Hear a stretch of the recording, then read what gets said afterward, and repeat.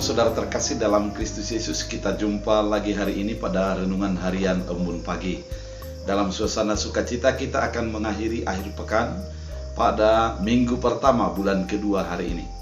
Oleh karena itu sebelumnya kita bersatu di dalam doa. Damai sejahtera Allah yang melampaui segala akal dan pikiran, itulah yang melihara hati dan pikiran dalam Kristus Yesus Tuhan. Amin. Saudara terkasih dalam Kristus Yesus, firman Tuhan untuk kita pada hari ini diambil dari Galatia 1 ayat 1. Dalam bahasa Batak Angkola dikatakan, Sian Rasul Paulus dot sian sude dongan narap dot au, tuak kaparlagutan na di Galilea. Gabe Rasul piau na daharani na di bayan ni jolma sanga marhite ite jolma. Tapi marhite ite Yesus Kristus dohot debata ama nadung pangaluhon ia mangulai sian hamatea. Dalam bahasa Indonesia, dari Paulus seorang rasul bukan karena manusia, juga bukan oleh karena manusia, seorang manusia, melainkan oleh Yesus Kristus adalah Allah Bapa yang telah membangkitkan dia dari antara orang mati. Demikian firman Tuhan. Saudara terkasih dalam Kristus Yesus, ketika Paulus sudah memberitakan Injil secara khusus kepada Galatia, di mana Galatia adalah sebuah kota yang menjadi tempat perdagangan pada saat itu, Paulus menyatakan dirinya adalah sebagai rasul. Rasul artinya pemberita firman Allah, menjadi penyambung lidah apa yang sudah diinginkan oleh Allah kepada umatnya, sehingga umat Tuhan mengetahui dengan tepat apa yang dikehendaki Allah. Dengan demikian, ketika Paulus mengatakan dirinya sebagai rasul, dia membuat sebuah pernyataan yang mengatakan, aku menjadi rasul bukan oleh karena manusia, atau bukan karena pilihan manusia, namun oleh karena pilihan Yesus Kristus yang memilih aku, yang ia adalah Bapa dan sudah membangkitkan dari antara orang mati. Kalimat ini sebuah pernyataan yang sangat kuat dalam kehidupan pelayanan Paulus. Ketika dia mengatakan bahwa dia adalah rasul yang dipilih oleh Allah, dia menyadari dengan tepat apa yang dilakukannya itu dipertanggungjawabkan sepenuhnya kepada Allah, bukan kepada manusia. Dia melihat yang menjadi diberikan kepada dia amanat itu harus dilakukan dengan sepenuh hati, karena yang memberi tugas adalah yaitu Allah sendiri.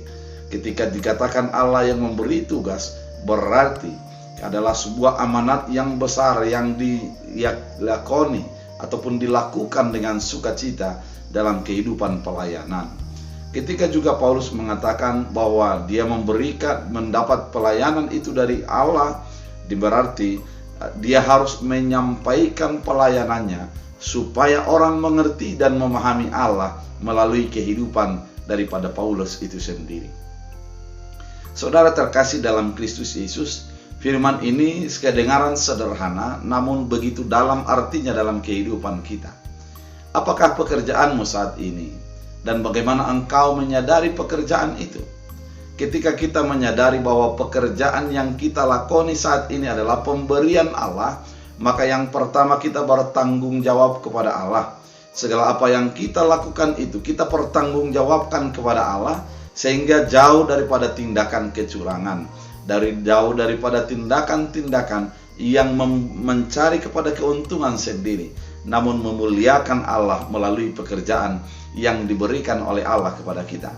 Ketika Paulus mengatakan saya melakukan ini oleh karena Allah, maka kita juga mau disadarkan dalam kehidupan kita.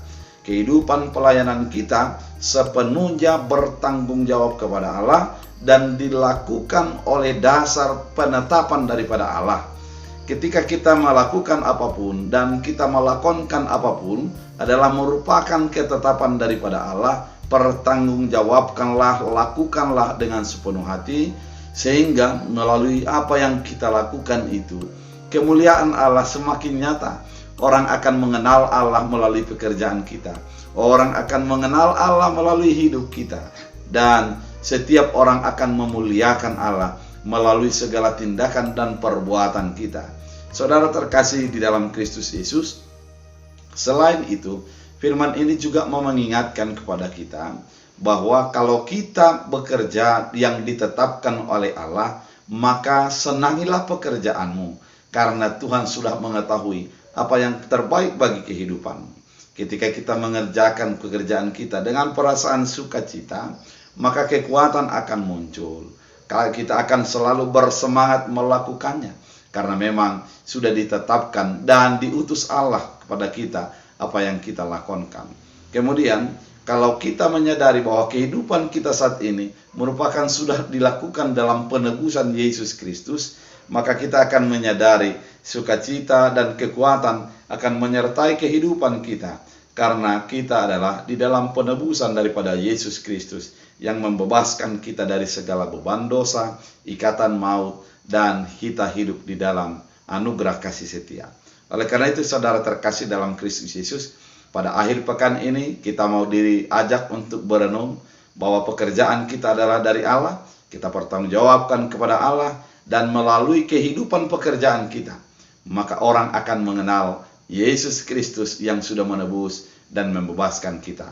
Biarlah setiap apa yang kita lakukan menjadi khotbah ataupun menjadi sesuatu terang dan cahaya yang baru bagi orang-orang yang ingin mengenal Kristus Yesus. Tuhan Yesus memberkati. Kita berdoa. Terima kasih Tuhan atas firman yang Kau nyatakan bagi kami pada akhir pekan ini, untuk merenungkan pekerjaan kami. Sebagaimana Paulus menyadari bahwa apa yang dilakukannya adalah berasal dari Allah, demikian kami diajak untuk menyadari pekerjaan kami berasal dari Allah dan dipertanggungjawabkan kepada Allah. Dan melalui apa yang kami lakukan itu, kemuliaan Allah semakin nyata bagi kehidupan. Allah Bapa yang baik, biarlah firman ini menjadi menerangi, menguatkan, dan meneguhkan kami.